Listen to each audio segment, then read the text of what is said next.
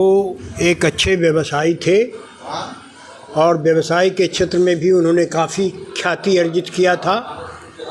साथ ही जिस विद्या विहार की चर्चा किया आपने, वो विद्या विहार उन्हीं के द्वारा स्थापित था और उनकी ये शिक्षण संस्था काफ़ी लोकप्रिय हुई। पूरे बिहार में इस शिक्षण संस्था की चर्चा होती थी और सबसे बड़ी बात ये है कि ये बहुत ही उदार स्वभाव के थे और समाज सेवियों के प्रति इनकी बहुत ही अच्छी दृष्टि रहती थी और उसको समय समय पर वो सहयोग भी दिया करते थे। धार्मिक विचार से ओतप्रोत व्यक्ति थे और हम एक संस्था से जुटे हुए थे, गोकुल सिंह ठाकुरवाड़ी।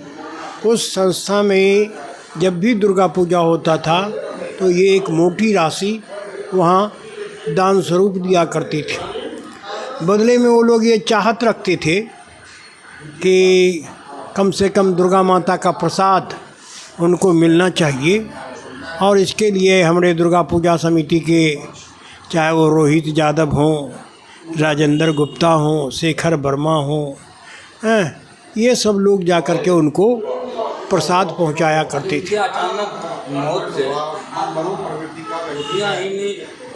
सीमांचल के लोगों को बहुत नुकसान हुआ है, ये सच है? बिल्कुल सच है, इसमें कोई दूमत नहीं है।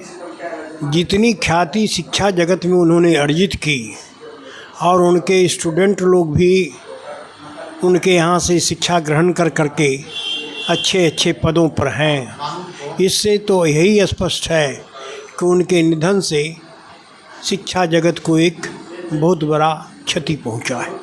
समाज सेवी रमेश मिश्रा की अचानक मौत पर आप क्या? देखिए, उनके निधन की खबर सुनते ही हम सभी लोग मर्माहत हो गए और सदमे में आ गए।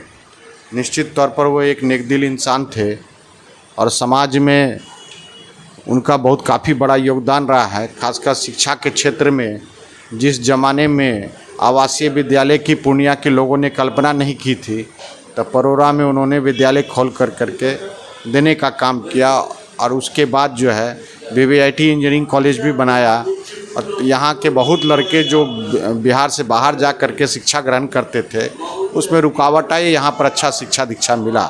चूँकि वो खुद नेतरहाटियन थे, इसलिए शिक्षा के क्षेत्र में बेहतर काम उन्होंने अपने विद्यालय में करवाने का काम किया। सिर्फ शिक्षा के क्षेत्र में ही नहीं, सामाजिक क्षेत्रों में भी उनका बढ़ चढ़ करके हिस्सा लेते थे और मैं तो मानता हूं कि खेल जगत को सबसे ज़्यादा अपूरणीय क्षति हुआ है। चूँकि लंबे समय से खेल से मैं जुड़ा व्यक्ति रहा हूं और वर्तमान में खेल संघ का अध्यक्ष हूं, तो खेल में भी वो बढ़ चढ़ कर हिस्सा लेते थे। कुश्ती संघ के वो अध्यक्ष भी हुआ करते थे और पूर्णिया में जो खेल को बढ़ावा देने में जो भी सहयोग हो पाता था कभी पीछे नहीं हटते थे।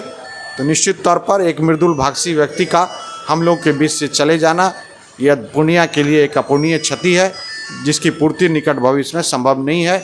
ऐसे समय में हम उनके इस आत्मा की शांति हेतु ईश्वर से प्रार्थना करते हैं और इस दुख की घड़ी में उनके परिवार के साथ हम सारे लोग खड़े हैं।